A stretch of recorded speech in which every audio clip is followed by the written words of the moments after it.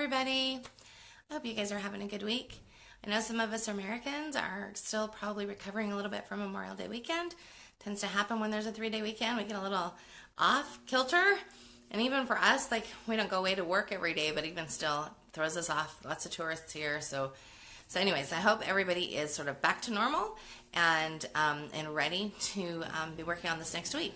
So this last week you were supposed to be finishing things up, and I promised you that I would have our mission statement to read to you today, and so I've got that. And then I also want to make sure that everybody's doing the planning, the bigger planning piece, that you are getting to that place.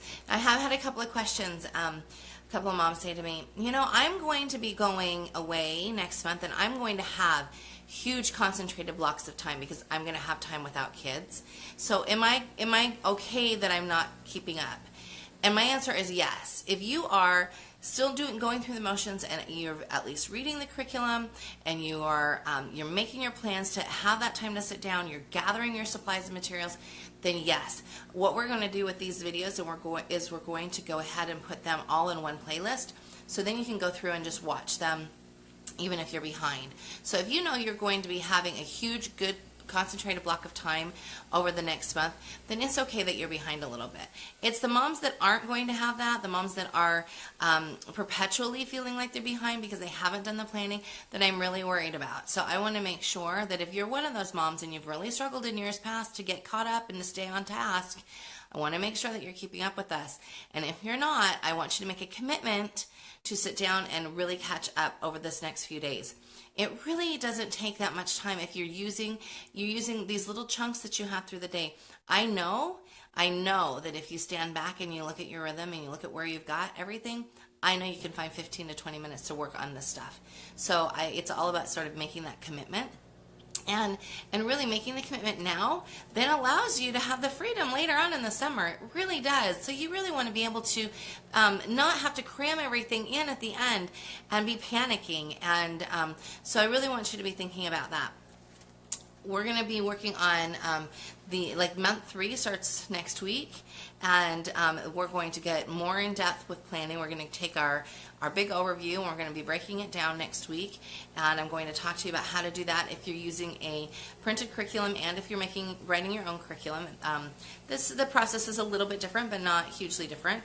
And we're also going to really be talking about those things that you really wanted to have strengths in, that maybe you were not as strong in, maybe you're painting or drawing, whatever consistency pieces those might be. So we're going to be talking about those a lot more next month. So it's really vitally important that you're doing the work as far as like getting in bed on time, getting up before your kids, sort of making that a habit, so that then you can be working on those new pieces next month and the month after, so that you are really getting ready to start school. I know people think I'm crazy. It's okay. Doesn't hurt my feelings if you think I'm crazy, but I know this method works. So I'm just letting you know, you've just got to put forth the commitment to it, and it doesn't take that much time. 15 minutes here, 15 minutes there, 20 minutes here, 20 minutes there. It really doesn't take that much time. And really and truly, your kids are important, and you know they are, and you will feel bad if you don't take the time. So take the time to do it. Stop, get off Facebook, take the time to do it. Whatever it is that's sucking up your time, I want you to be mindfully thinking this week while it's sucking up your time. I want you to hear my voice in the back of your head. Psst, go work. That's what I want you to hear in the back of your head. So anyway, I was going to share the mission statement, and we don't have it in a frame yet, but I'm going to get it in a frame probably today, and then I'll get it up on the wall, and I'll take a picture of it and show you where we put it. So this is what ours says. The Nielsen family puts God in His will first, counts our blessings. We are forgiving, tolerant, kind, and tender-hearted. We comfort one another. We are joyful, strong, patient, and reverent. We make our home a sanctuary from negativity. We abide in faith, hope, and charity. We are resourceful and seeking peace in all things. We are steadfast in one spirit. We let our light shine, but most importantly, the Nielsens love and respect one another. So that's our new revised one. And ours has a little bit of religious undertones in it. Yours doesn't have to. This is specific to us. And so I included things that were important to us. and that I knew would, would light our family's fire. And so our next task is to memorize this as a family, and we'll be working on that over the next, couple of weeks to months. It takes the younger ones a little more time than the older ones, but it's repetition of doing it every day. So we'll do this every day in our morning gathering, and then it will become repetitious, and they'll all know it. And we did that we've done that for several years, having one that everybody sort of has memorized. And I really like that because it's in the back of their head. And so when they're making choices and you're not around, they're remembering that, oh yeah, we're loving, we're kind. Even though I'm not being kind right now, maybe I should be kind because that's what we committed to do in our family. So I want you to let me see yours. There's been a couple of people who have shared theirs. I know Bethany shared hers here on the group, and I really appreciated that. Such a beautiful job. And I know some other moms have sent me theirs as well, and I really appreciate that. So if you've got one that you finished, I'd love to see it. You can share it on the group, or you're welcome to just send me a picture or tag me in it. I'm happy to look at it.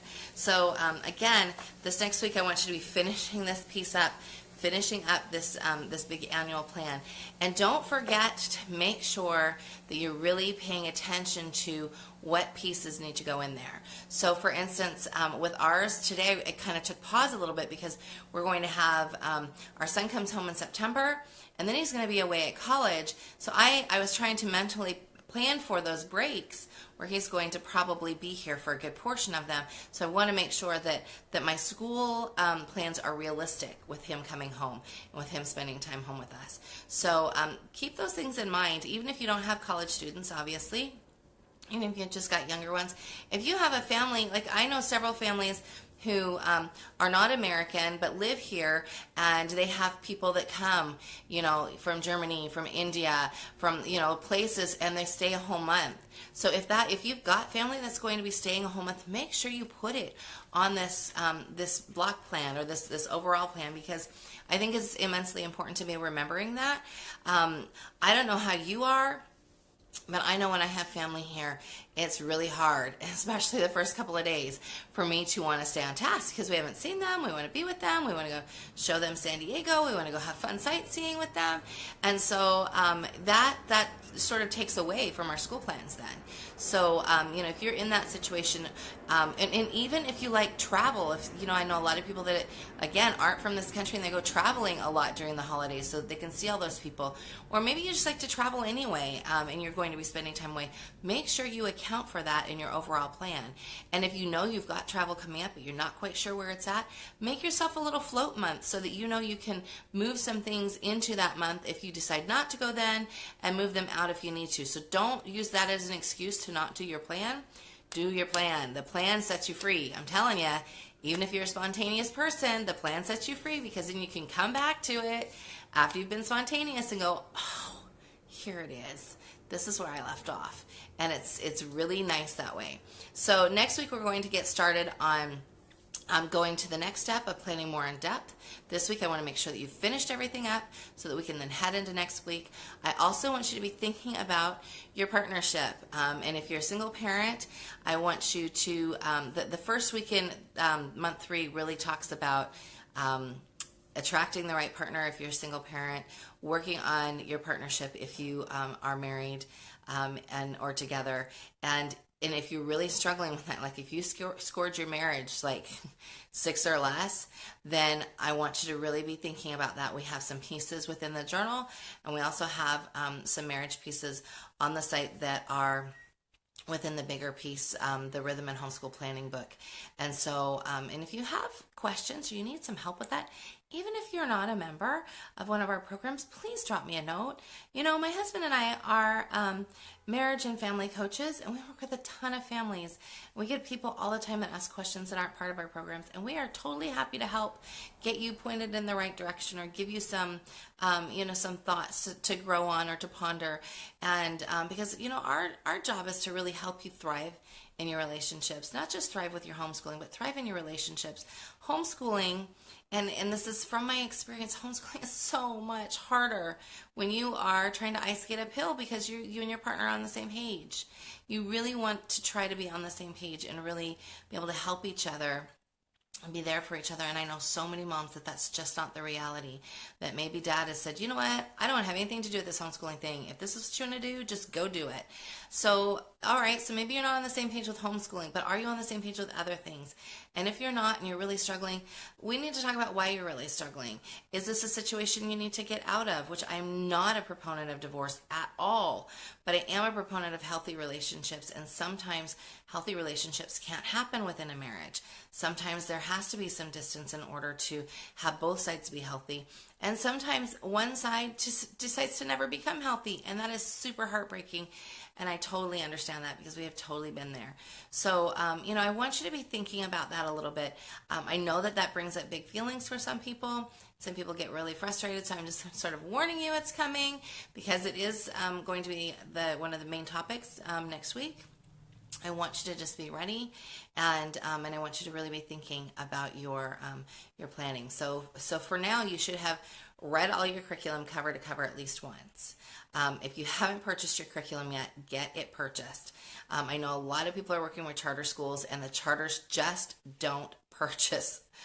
It's so frustrating to me. Listen, ladies, I talk to so many charter schools. I'm like, you all need to open up your purchasing for the new year, June 1st at the latest.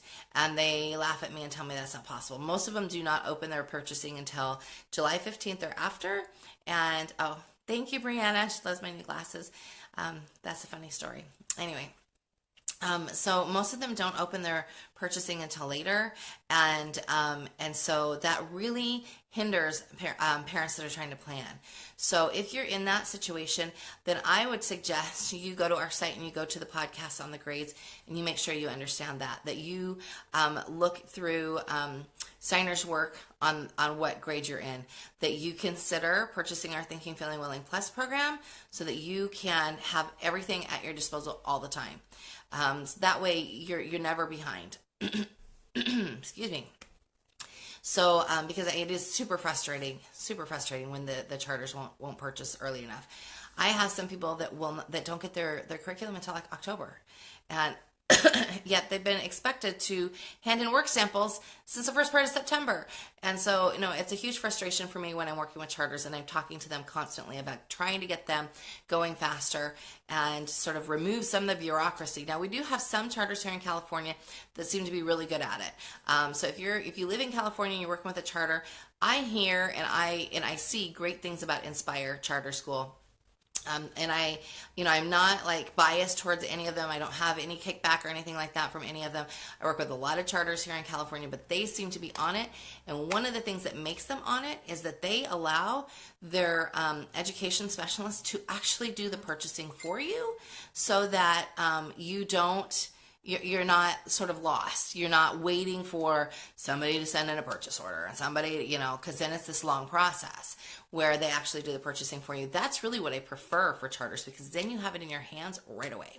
So if you are working with a charter and you have questions and we're not one of the vendors, please drop me a note. I'm happy to become a vendor for your charter. Doesn't matter what state you're in. I work with all of them I have no problems working with charter schools because I know that a lot of you use them. So anyways, I think that's pretty much it for today. I hope that, I hope to see a lot more of your family mission statements. I think they're really important. They really help tie families together.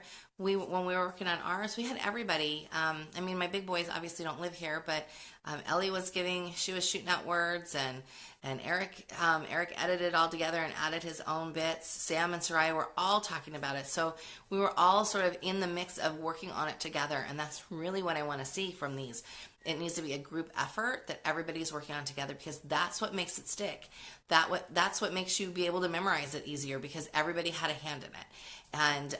And those are the things that really help you then when you are struggling as a family. You can go back to that mission statement and say, wait a minute, we need to get back to this.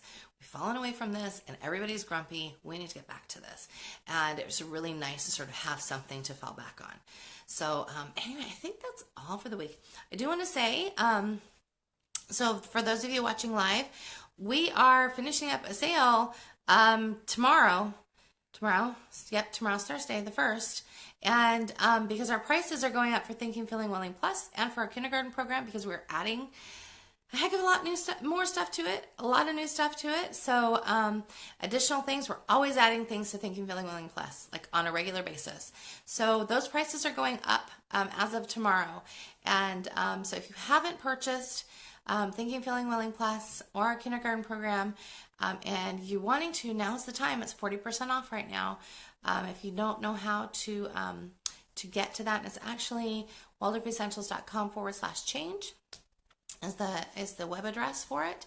And so anyway, okay, let me answer a question here. What do you put in a mission statement? My 6-year-old wanted to put something about the dog. I have, so you didn't hear, earlier in the video, I read our new one. So when we're done with this, I encourage you to go back and read that. So, and I've read our mission statement that we used to have in previous videos. If you want to put something about the dog, then I would say something more like, I don't know, Lassie loves and protects our family, or, you know, something that uplifts the dog and their space within your family. I think that that's absolutely appropriate. Kids are really funny when you ask them things. Soraya was saying all kinds of silly things this morning, but then she settled in on, we need to be more reverent, which was funny because she was completely crazy and not being reverent. So, you know, I think that you have to, as a family, sort of get together.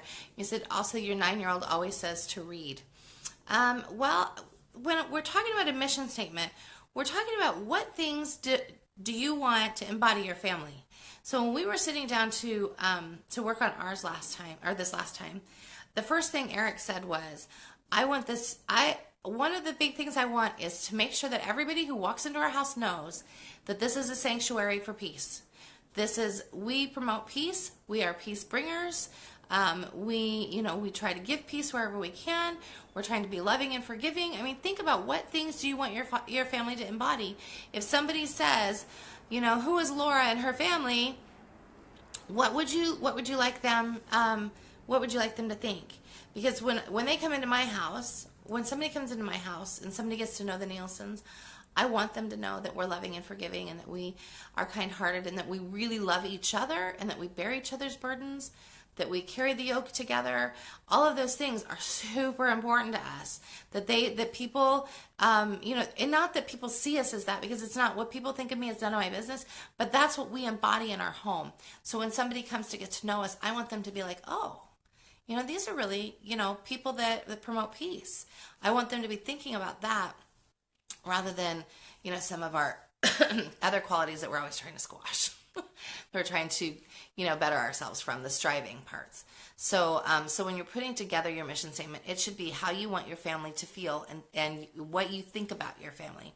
So for your 9-year-old, if he says he wants to read, reading is great.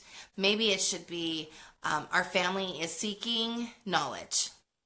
Is a knowledge-seeking family. That would be a way to put that in there to so that he sort of sees that it's important to you too, that you're a knowledge-seeking family. So anyway, hopefully that helped. I think we're pretty much done. If y'all have any other questions, please feel free to mention it in the thread here. And a lot of you weren't here in the beginning, so go ahead and watch from the beginning. We have other things that we said in the beginning. So I think that's pretty much it. Get ready for next week. And we'll see you then. Bye now.